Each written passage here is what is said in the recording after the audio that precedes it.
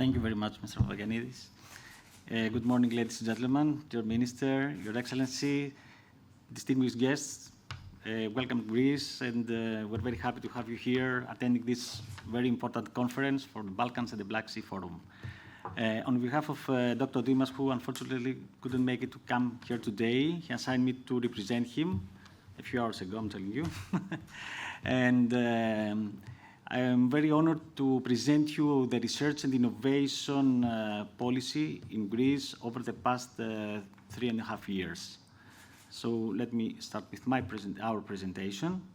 Just to have a quick overview about how the research and innovation ecosystem is structured across the ministries. We have two ministries, the Ministry of Education, which supervises the 25 higher education institutions, and at the same time we have the Ministry of Development and Investments, where Dr. Dimas is responsible for the research and innovation portfolio, and under it we have the General Secretariat for Research and Innovation, which also supervises three pillars. The first is ELIDEC.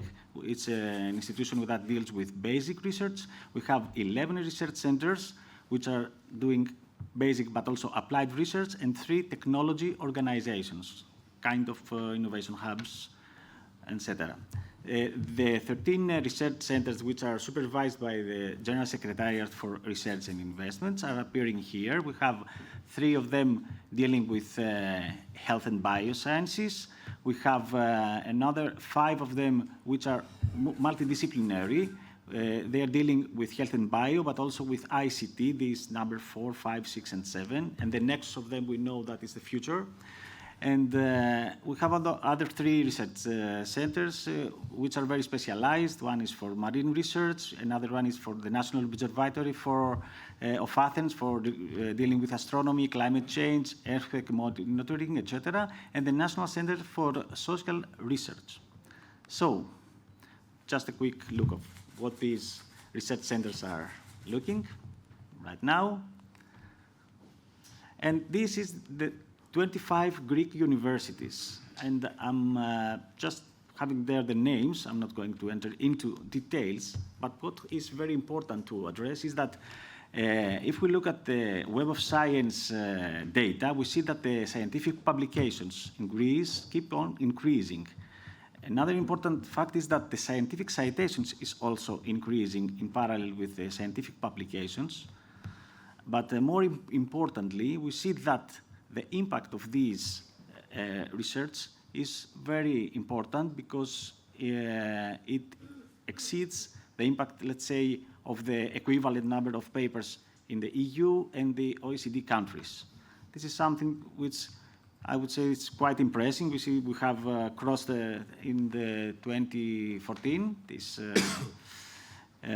line, but at the same time also in the Horizon projects, which are very, very competitive projects within the European Union, we see that Greece over the Horizon 2020, which was concluded recently, increased its performance in terms of projects assigned, in terms of financing, and this is also illustrating that Greek research and innovation keep on improving.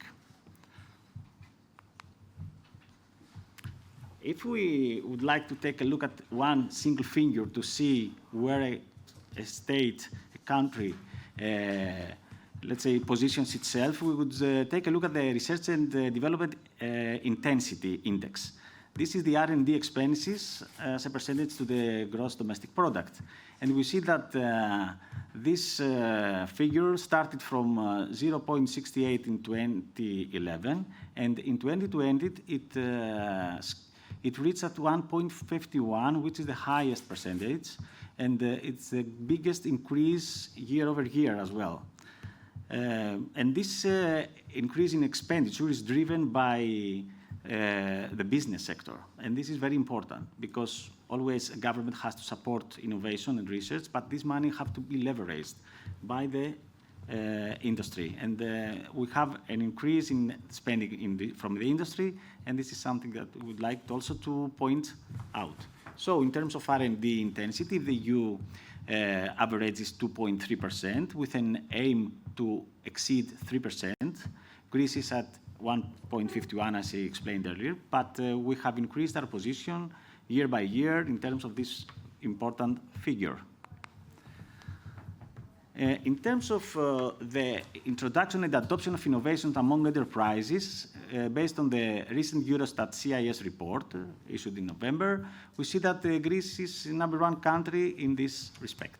This is a very promising figure as well.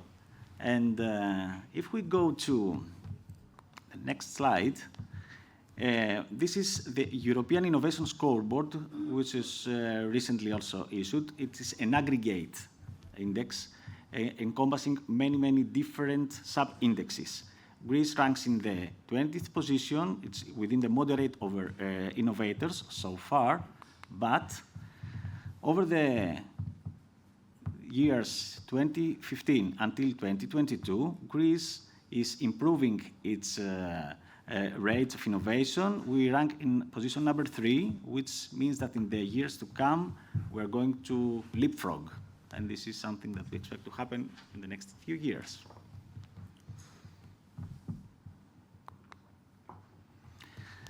So, which are the research and innovation government targets? We have 3 main targets. The first is to increase research and development expenses as percentage of GDP, the intensity, as I mentioned earlier.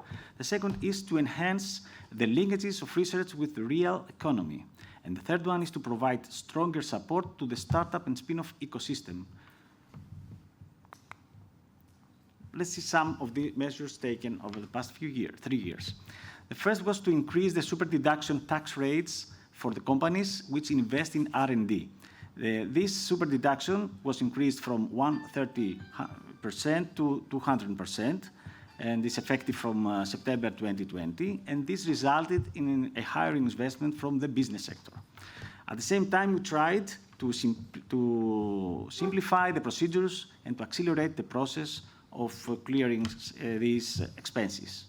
So Greece now is among the most attractive countries for research and development, and this is something that companies from various countries are looking at these numbers, these incentives, and these schemes, and they are asking questions in order to invest in Greece. Linking research with innovation and entrepreneurship. At this moment, we have a call, it's called Research, Create, Innovate, and we have over 1,100 projects which link research with innovation, because we are trying to bridge the very good research and innovation results with hands-on projects and products and services. We also have the formation of 32 innovation clusters, and at the same time we have also established 11 competence centers. These competence centers are centers which are public-private partnerships, which are dealing with research and innovation transfer and technology transfer mostly. At the same time, we reformed the legislative framework regarding the spin-off formation and growth. We had a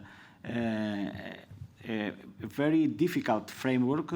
It was scattered among different legislations, and we tried to start something from scratch. And this has had already a great impact, because we see new spin-off companies being formed, because now it's very clear how you can establish your own spin-off and how you can grow it. At the same time, we also provided enough financing to the technology transfer offices.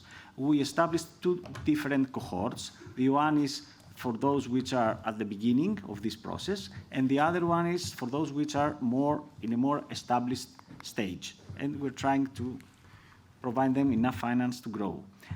We have also established our national research and innovation strategy for the new program period from the EU co-funded products. We have these 8 priority sectors you see here: digital technologies, environment and circular economy, and sustainable energy, transport and logistics, culture, tourism and creative industries, biosciences, health and pharmaceuticals, and materials, construction and industry. And of course, last but not least, the agro-food chain.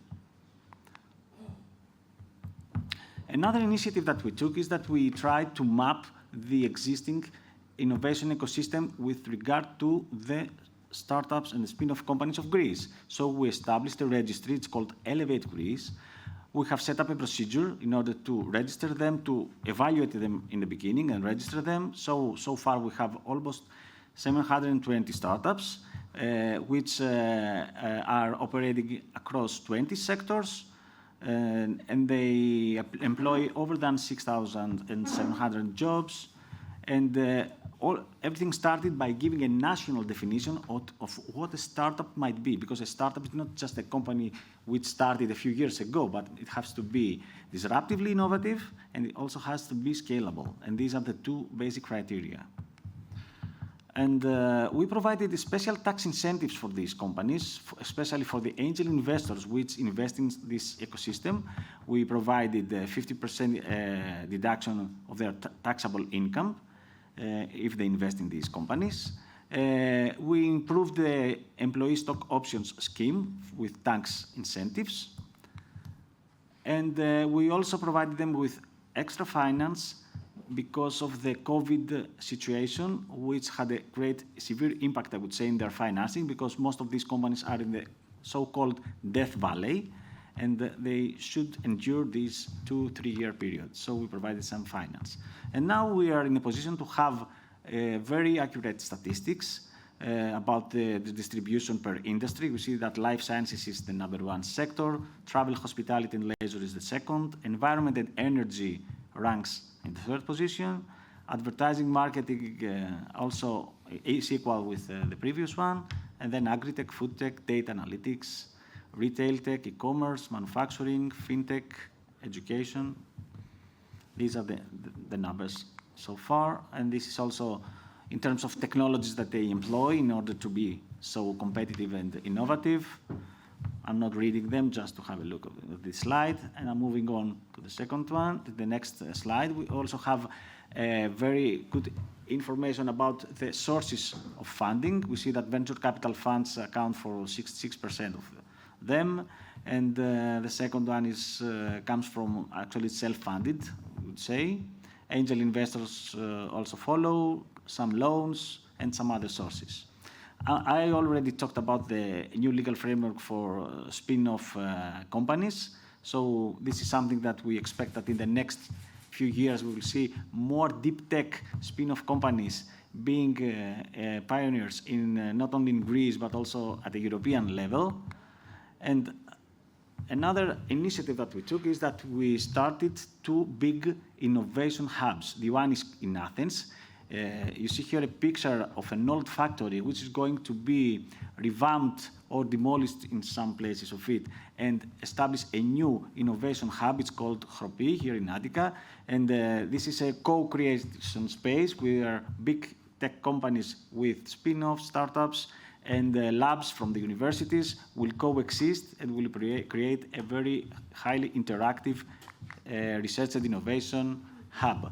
At the same time, we are also establishing at Thessaloniki the Thesin Tech, which is a very, very big innovation hub, not only for Thessaloniki region, but for across the Balkans.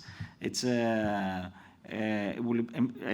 we will have there many R&D centers of the region, big companies, and the collaboration among these actors will yield very important results. It is an area very close to the airport, the national airport, 760 acres. So you can imagine how big what an impact it will have.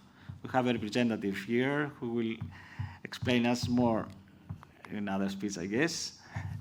Also, we took advantage of the Recovery and Resilience Fund because this was a very big amount of money that we had the opportunity to invest in infrastructure projects. So all these research centers that I illustrated you in the first slides are going to get a big amount of money in order to become more equipped in terms of research and innovation equipment, but also they will be going to be expanded, refurbished, and to be more streamlined with the developments in the international front. The amount of, also aside from this amount, we also have some money for Horizon 2020 Seal of Excellence project. We are also investing in basic and applied research. At the same time, 50 million are addressing a system which has to do with safety and security issues. And another amount of money is going to target the extroversion of the research and innovation ecosystem of Greece and some other also projects. Thank you very much for your attention. I'm here to answer any question you may have.